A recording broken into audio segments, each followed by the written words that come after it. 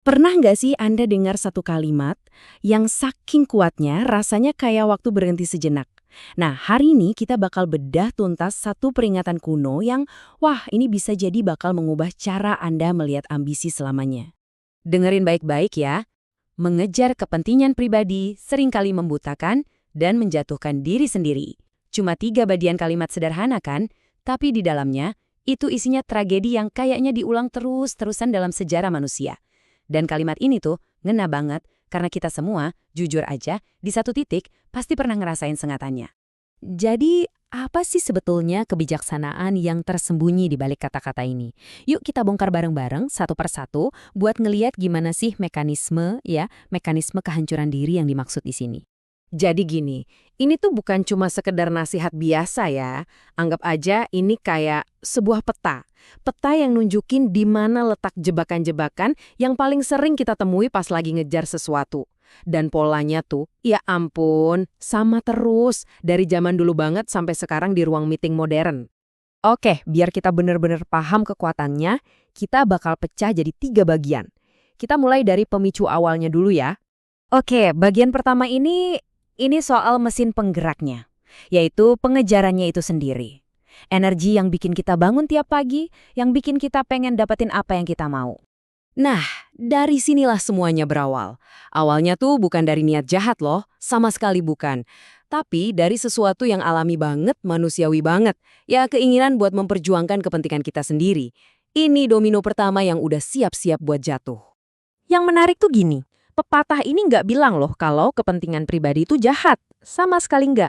Coba bayangin aja kayak api. Api itu kan bisa buat masak, bisa buat ngangetin badan, tapi bisa juga membakar seisi rumah kan. Nah, ambisi kita tuh persis kayak gitu. Netral. Sampai kita memilih cara mengejarnya.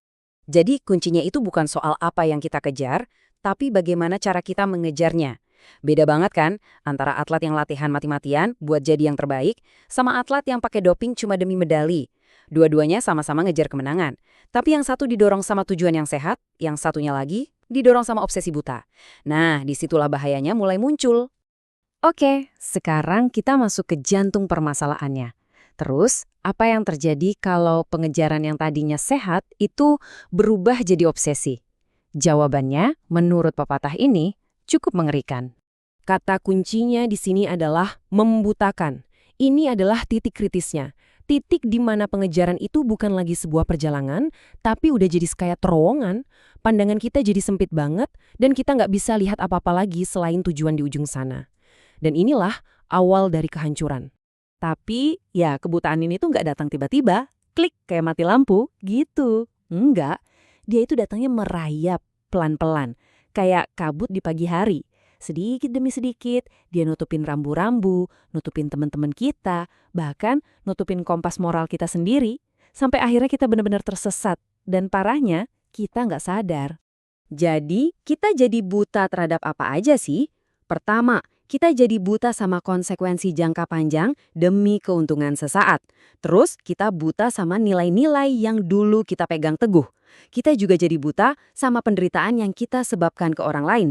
Dan yang paling fatal, kita jadi buta sama kenyataan itu sendiri.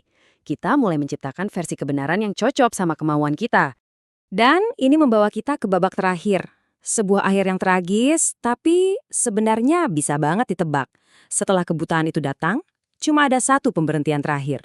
Disinilah letak ironi terbesarnya, dan menjatuhkan diri sendiri. Justru saat kita berusaha keras buat mengangkat diri kita setinggi-tingginya, tanpa sadar kita malah membangun tangga yang ujungnya ya kejatuhan kita sendiri. Ini bukan takdir loh, ini murni arsitektur dari pilihan-pilihan yang kita buat sendiri. Jadi, logikanya itu sempurna banget, kayak efek domino. Langkah pertama, pengejaran yang obsesif itu menjatuhkan kesadaran kita. Terus, kesadaran yang jatuh itu menjatuhkan perspektif kita, dan akhirnya perspektif yang hilang itu menjatuhkan diri kita sendiri. Sebuah rantai sebab akibat yang ya hampir mustahil dihindari kalau sudah dimulai.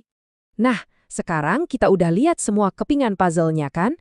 Coba kita mundur sedikit, lihat gambaran besarnya. Apa sih pelajaran inti yang bisa kita petik dari peringatan kuno ini? Gini, jangan sampai salah paham ya. Masalahnya itu bukan ambisi. Ambisi itu bukan musuh kita. Pengejaran itu penting. Bahayanya itu baru muncul saat kita membiarkan pengejaran itu merampas penglihatan kita. Jadi kuncinya bukan berhenti berlari, tapi gimana caranya kita lari dengan mata yang tetap terbuka lebar. Jadi, kita kembali lagi ke kalimat awal tadi. Tapi sekarang rasanya beda kan? Kita nggak cuma sekedar membacanya. Kita sekarang udah lihat mekanismenya, kita paham betul peringatannya. Setiap kata di dalamnya rasanya punya bobot yang jauh-jauh lebih berat dari sebelumnya. Untuk itu, saya mau tinggalkan Anda dengan satu pertanyaan penutup. Dalam semua pengejaran tujuan Anda saat ini, coba berhenti sejenak dan tanyakan pada diri sendiri. Apa ya yang mungkin sedang membutakan ambisi saya saat ini? Coba renungkan itu. Terima kasih sudah menyimak.